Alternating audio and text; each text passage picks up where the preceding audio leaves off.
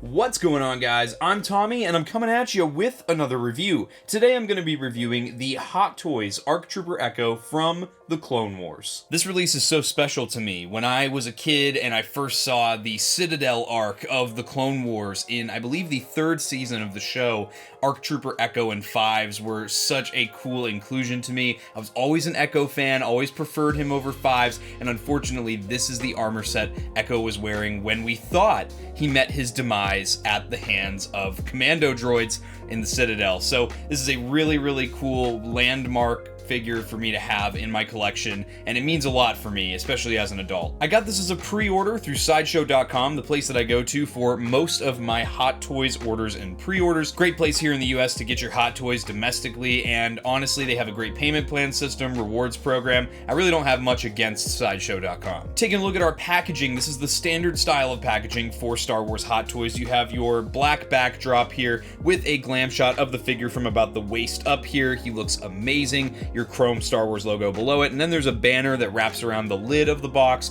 You have your TMS number, TMS 133, name of the character. We have another little glam shot here. This time he's got on some macro binoculars. You can also see that flashlight attachment. That's cool to see. You have your Hot Toys logo on the bottom right there. On this side here, you'll see that glam shot from the front of the banner kind of bleeds over to the side. You'll see you have, again, the information about the name of the figure. And then on this side of that banner, we have a much more full glam shot of the figure, this time with that swappable head option. First time, I believe, that we've seen just a plain Clone Trooper head from the Clone Wars style. As far as the back of the box goes, that's where all your boring stuff is, a lot of the stuff that we don't really care about as the consumer. And then on the bottom of the box, you have another Star Wars logo, and on the top of the box, what do you know? Another Star Wars logo. Removing the lid from the box, we are then left with a really cool insert, and this is honestly really cool to see. They did something similar with the Fives insert here, showing a bunch of previous Clone Trooper 501st Hot Toys that they've done in the last 5 or less years at this point. You can see over here behind him, you got ARC Trooper Jesse, ARC Trooper Fives, which I do have a recent review out for. You have Clone Captain Rex, as well as the Commander Appo that came out with a Bark Speeder. You have the same TMS number info and the character name there. No glue or tape attached to this insert, so you just pull it out of the box here, and then we are left with the figure with all his accessories inside. So without further ado, let's get this guy opened and we'll take a look at the figure first. All right, everybody, here's ARC Trooper Echo out of the box. Let's take a closer look at the figure and check out all that awesome detail. I really have to hand it to Hot Toys. They do such a great job with their Clone Troopers. I own, I think 7 or 8 of the Hot Toys Clone Troopers now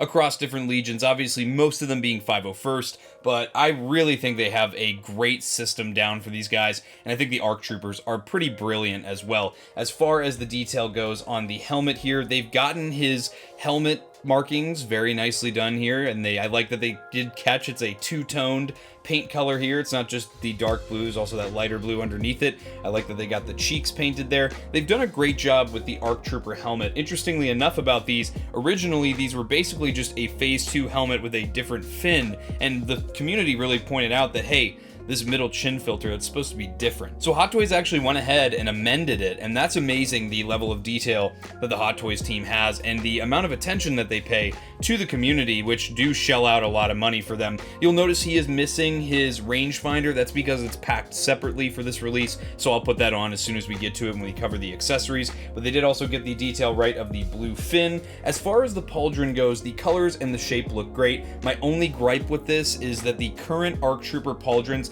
make it very difficult and do limit the movement of the shoulders to come forward. I'll show that when I cover the articulation. It's a very minor thing, but it is something that I do have a little bit of a knock on the figure for, because they're not very malleable, so while they look great, it is a little bit difficult to pose them. Something worth noting is that all of the armor on these Hot Toys Clone Troopers are loosely applied over a body glove, so some pieces like the bicep armor will just slide right off the figure if you want to remove them. Other pieces like the shoulder armor are attached with an elastic elastic band. So it helps a lot. It helps them feel very free floating. It also helps it feel like there's an actual person in this armor, so you can actually pose this guy around. It looks very realistic. The weathering is amazing on this guy. It's a very sandblasted look with a lot of the weathering there, and I think it does a good job of catching the light and looking like it's battle hardened. I like also on top of that, you do have scuffs and scrapes to kind of give the fact that maybe he's got some carbon scoring, or maybe he's taken a couple hits, had to hit the deck a couple times. The outer piece of armor is connected to the carapace via glue, which is fine, and there is that handprint that Captain Rex gave to Echo back on the Rishi outpost. I love that this was transferred over to his ARC Trooper design. Such a great detail from the first season of the Clone Wars. I love the ARC Trooper gauntlets here. They have a lot of great painted detail here, as well as the buttons in that yellow, white, red, and green. You can see all the detail that comes over there. There is a seam here, which is an interesting inclusion, and then over here you'll see more of that ARC Trooper detail. They do have different gauntlets than your standard Clone Trooper. Another thing to notice is that they have different belts with a lot of extra pouches compared to your regular Clone Troopers as well. So the belt is a almost like rubbery piece. It's very, very malleable, and that's good because you can ride it up or down, and it really helps the leg and hip articulation, which we'll get into later. But you'll see it has some extra pouches, especially on the back here with these black kind of ammo pouches. So those look great. Detail on the back of the carapace obviously looking great as well, and they did even weather the thermal detonator on the back of the belt. The comma is really cool. I love how Hot Toys executed the comma. So it's two sides of the comma here. These guys do have unique commas, as well as the pauldrons being unique from your like Revenge of the Sith style stuff. The printing here, all this blue is like a decal on t-shirt, and it feels very good. It doesn't look like a decal because even though the comma itself is stitched fabric, you do have the weathering is very evenly applied on both the whites and the blues. So you have that grime, that dirt. He looks like he's seen some warfare, and then you have the straps for the comma are not stitched together. They're separate, so that's also going to really help with mobility and just make everything lay very nicely. You'll also notice that at the holsters here, they are attached with some glue via these nice loose straps. And again, all of this works really nicely to stop this articulation at the hips from being hindered. As far as the thighs go, this is one of the most plain parts of this trooper. Completely fine because they're almost completely covered by the comma here. Just plain Clone Trooper armor. Same with the knee armor, just your regular standard issue Clone Trooper armor. The lower legs, however, are their own unique pieces of armor. You'll see that they do have the blue there, but then on these outer parts that you would imagine go over the lower leg, the shin armor, it is done in that nice gray. And again, you can see where a lot of that gray paint has been scuffed off due to battle damage. And again, I really just have to give credit to Hot Toys for how good of a job they do on the weathering on their figures. It's so masterful. And then of course, the ARC Troopers do have the unique shoes slash boots, whatever you want to call them, and they have that extra piece of armor that goes over the boot itself. And then at the soles, you'll see just some basic detail. They even actually weathered the soles of the shoes on this, which to me is like above and beyond detail. But as far as that goes, I mean, if you have a Clone Trooper, or especially an ARC Trooper like Jesse or Fives in the Hot Toys line already, you know what you're getting into, because really all that's different is the paint here. I really like the design of this figure, and as a big Echo fan as a kid, I think that they've done a really faithful job of marrying the original animated design to what he may look like in live action. So now that we've taken a closer look at Echo, let's take a look at his articulation. So like I just said, this is a standard Clone Trooper Hot Toy underneath the body glove here, so you're going to expect a lot of these similar articulation if you have any Hot Toys clones. So the neck is interesting. So there's a ball joint with another ball joint up inside the head, so it's technically a barbell joint inside of a barbell joint, because then you also have a ball joint at the bottom of the neck, and that's going to get you some decent movement. I will say that movement can be hindered by how bulky the pauldron is, and again, that's my only gripe with these figures, is these pauldrons. So looking down, you can get him to kind of pull his head forward so he's able to look down, which is good. Looking up, you can get a fair amount there too. The neck is exposed there, that flesh tone of the neck, a little bit annoying, but you can technically stretch that neck seal up so that it doesn't do that. And then you do get some tilt out of there, just a little bit, again, just due to the limitations, due to the pauldron there, and obviously he can look right and left. As for the shoulders, he does have some butterfly joints here, so you can get some good forward and back movement out of those. You also have the hinge and swivel. So you have the hinge that's going to get you up to the 90-degree mark. All the armor moves itself out of the way, so even with the pauldron there, you could still achieve that 90-degree bend there. And then, of course, there is technically a 360-degree swivel, but this is kind of what I'm getting into when I'm talking about how limiting the pauldron can be. So he can reach his arms forward, but not straight forward. You have to kind of bring them out if you want him to bring his arms up 90 degrees here. So if you were to remove all of the, armor and the body glove, these joints could go a full 360 degrees, but due to all the limitations of these pieces here, you're not going to get that full range. He does have a bicep swivel that's hidden up underneath the body glove there, and he has, in the action figure world, we call these pinless double jointed elbows. That can get you really, really good range, well past the 90-degree mark, pretty comparable to the limitations of the human anatomy. And then the wrist system plays into the swappable hands, so you do have wrist pegs that can be removed in case they break. Those can swivel, and then based on how you swivel them is how the hinge will work on the hand, and I think that's a very ingenious system for these hands here. As far as the midsection goes, I believe there's a ball joint in between the carapace and the abdomen armor here. You can get some decent range out of that, especially considering how much armor there is and how bulky he appears to be. Down here at the hips, you do have some ratcheted ball joints. You can kind of hear those clicking around as I move them. The reason these are ratcheted is to help the figure stand up under its own weight. A very smart decision on Hot Toys' part. There is a thigh swivel up underneath that armor as well, and then again, in the action figure world, we consider this a pinless double jointed knee. As you can see, you can get pretty well past that 90-degree mark, which is great. That's what we want to see. And then down here at the ankles, you have a barbell joint. So one of the joints goes up into the lower leg here, the other one goes down into the ankle. Now you can get some decent range out of this. You can get some good forward, some good back, and then some good in and out and just circular motion as well. Overall, it's pretty good. Again, the pauldron can be a little annoying because it does limit the figure's articulation a bit. However, at the end of the day, it is what it is, and I hope they change it going forward. Now let's take a look at the accessories this figure comes with. I'll start first with the swappable head. I do like that they include these. While for me personally, I don't like to pose my clones with these swappable heads, this is a great young Tamara Morrison likeness here. I like how they did the Clone Wars style kind of crew cut that he has. Not a true crew cut, but close enough. I like how the hair looks shorter in the front, longer in the back. That's pretty accurate. And then the eyes look great. They have the nice gloss to them. They are rolling eyeballs, so you can move these individually. If you can't fit your fat fingers in there, they do have a tool, which I will show in a little bit, that assists you with that. But again, just the detail here looks great, and this is just your basic Clone Wars clone head. So if you wanted to put this head on any clone trooper, because Echo doesn't have any unique facial tattoos or facial hair, you're able to put this on really any clone trooper and make it any basic clone. Putting the swappable head on can be a little tricky. Just gently remove the old head here, and you do have to match up the kind of prongs here on this peg system so that you can get this on correctly. However, once you get it to work, here's how it looks on the figure, and I think they did a good job of making the swappable head look very proportionate when he's in the armor. As with most Hot Toys, Echo's going to come with a slew of swappable hands. So what you get coming out of the box are these open idle hands. They also can be used as gripping hands. Obviously, the left one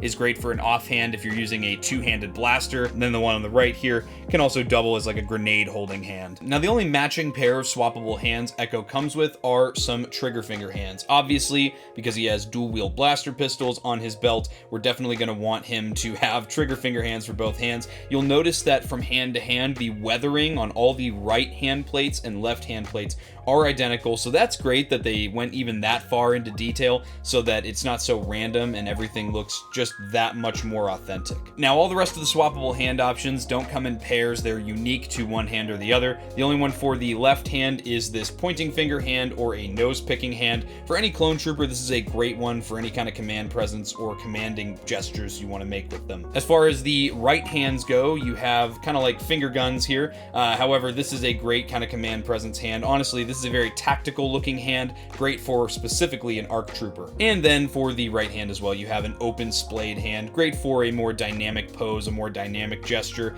Good to have an option like this as well. Swapping hands is pretty easy to do. All you do is just take one hand, gently pull on it to remove that from the arm there. And I will say the gauntlet armor can get a little bit frustrating. Make sure that's not riding up too closely to the peg there. You can just take your new hand and gently press that onto the figure, and that'll be secured there. You'll kind of feel it pop into place, and then you can have the new hand there. It's very easy to do. It's a very good system for these Hot Toys. While I have the helmet off the figure, it's a good opportunity for me to show you some of the helmet accessories you get with Echo. In order to use these accessories, you're going to have to pop out the little earplugs here on the helmet. So you're going to need this tool. This is packed in here. It comes with every Hot Toy that has rolling eyeballs, and it does double as a great way to do this. You're going to take the longer end here. You're going to push on the little earpieces on the helmet, and those should just pop right out, as you can see, and now you can just pull it right off the helmet. The first one I want to show off is the one that makes Echo have his canonical look for this armor set, and that is the rangefinder.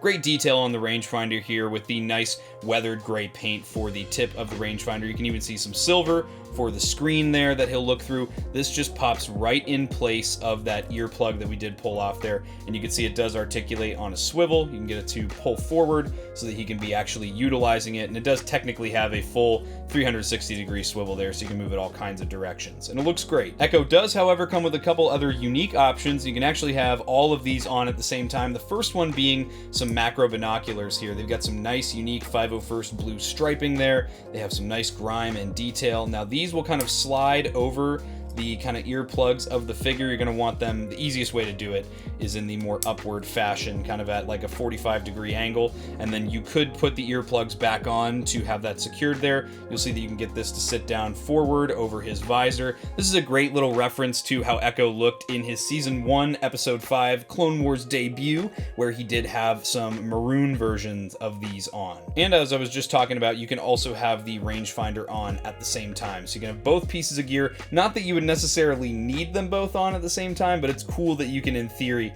have them both on at the same time. Echo also does come with the flashlight attachment. You would use this for the left earplug here. No detail on this other than just some really nice weathering, very consistent with the rest of the armor. This does have a right way to go on, as you can see, and you can have this so it's facing forward. It'll definitely be the only way that it goes in, is facing forward, and then there we go. You can have all three attachments at the same time on Echo's helmet.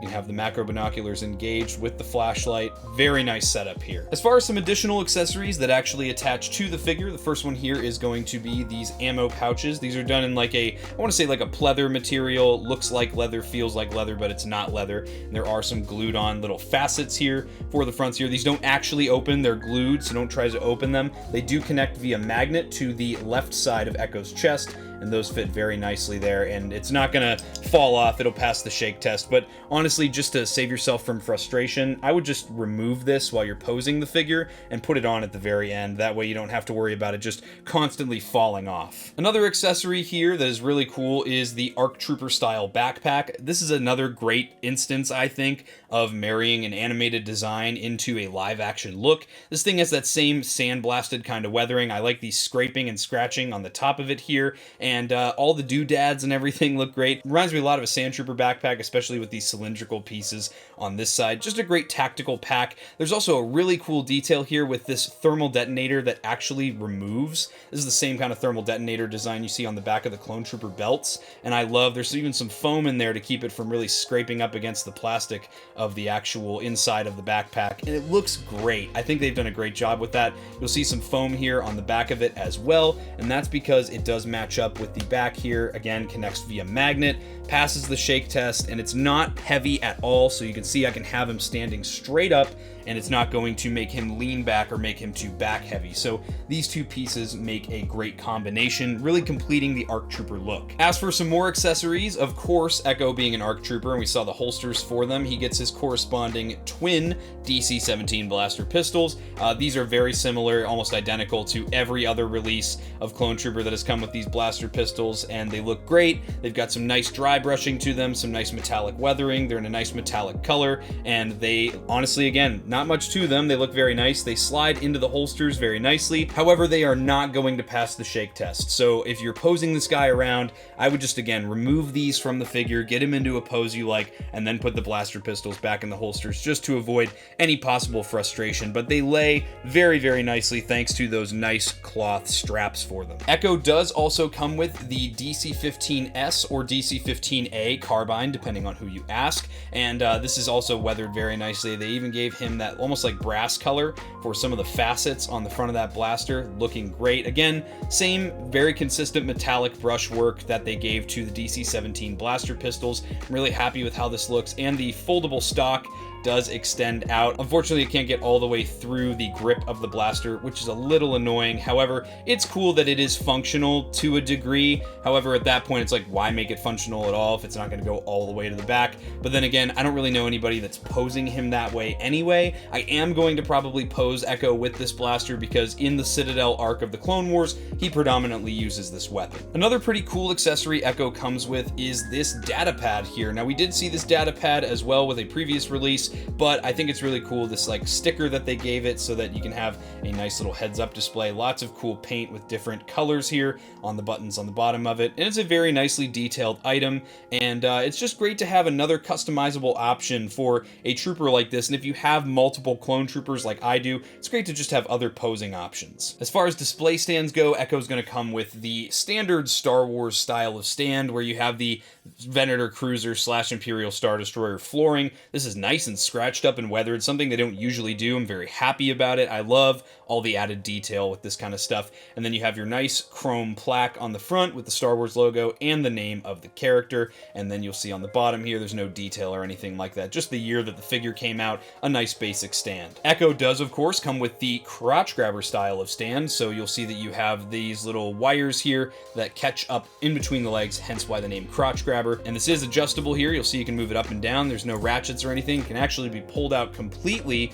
You can put it right back into the stand with no problem at all. This connects right into the base of the stand. You'll kind of feel it click into place there, and then it's nice and secure, ready for posing your figure. One thing I really love about Hot Toys is that they always include a little baggie with some extra pieces here. They do actually, you can't even see them in this bag, but they're kind of rolling around in here. There are extra facets if these fall off because they're just glued on there. The facets on the front of the ammo pouches fall off. They do give you replacements for that, and obviously, as with most Hot Toys, you get a pair of swappable wrist pegs, which is awesome. I've had experiences where unfortunately some of my Hot Toys have broken while I'm posing them around with those wrist pegs, and it's great that they give you a swappable pair. So now that we've checked out the figure, we've checked out the accessories, I'm going to take some time and get this guy posed up a couple ways. Something we learn about Echo when we first meet him in the Rookies episode of Season 1 of the Clone Wars is that he doesn't mind working at the Rishi Moon outpost because he gets to catch up on the reg manuals. So I love that this is included accessory. The more I thought about it, I was like, this is perfect for him because he gets to catch up on the reg manuals. Here's another pretty basic pose for Echo here with that helmet tucked up nice underneath his arm there. I'm not worried about that falling out with the open idle hand holding it up. It's very, very nice. Great idle pose for him. Something I definitely want to stress is when you're putting an accessory in the hand on these figures like a blaster, definitely remove the hand from the body first because that can really lead to a lot of the wrist peg snapping, trying to work the blasters, which oftentimes can be very difficult to do, into the hands here. Even though the fingers are very malleable, it can be very difficult. So just to save yourself the hassle, I just highly recommend that you put the accessories in the hands before you attach both to the figure. Here's a nice shooting pose for Echo, getting him with both blaster pistols out into a little bit of a lower stance with that rangefinder in action. Here's Echo in a really nice balanced one-legged running pose, running down the halls of the Citadel, trying to get to that next objective before they hit another booby trap. And here's Echo next to his partner in crime, Fives. These two as a pair look absolutely amazing. I'm in love with the two of these figures together. Sad to think that this is the last time they ever got to see each other physically was in these armor sets. It's a bittersweet moment and an all-time high for me as a Clone Wars kid to have these guys in my collection together. But with that, guys, that's going to wrap it up for this review. Obviously, if you're a Clone Trooper or a Clone Wars fan, this is a figure for you, especially the fact that him and Fives are both available right now on Sideshow.com as of the making of this review. This is a dynamic duo. You can't get more iconic than these two clones together. Both of them as a pair really represent the strength and the story of the Clone Troopers in the Clone Wars show. But with that said, guys, I hope you enjoyed this review. If you did and you're not yet subscribed, subscribe to Blitz Transmissions. I've got awesome Star Wars content coming out all the time. If you're an ARC Trooper in my Patreon, you would have seen this review early if you'd like access to early content, monthly giveaways, and other awesome benefits. The link to my Patreon is in the description below. Become an ARC Trooper for just $4.99 a month. If you're a fan of the reviews I do here on YouTube, or you just want to support the YouTube channel more directly, you could also check out my YouTube channel membership, Rancor Battalion.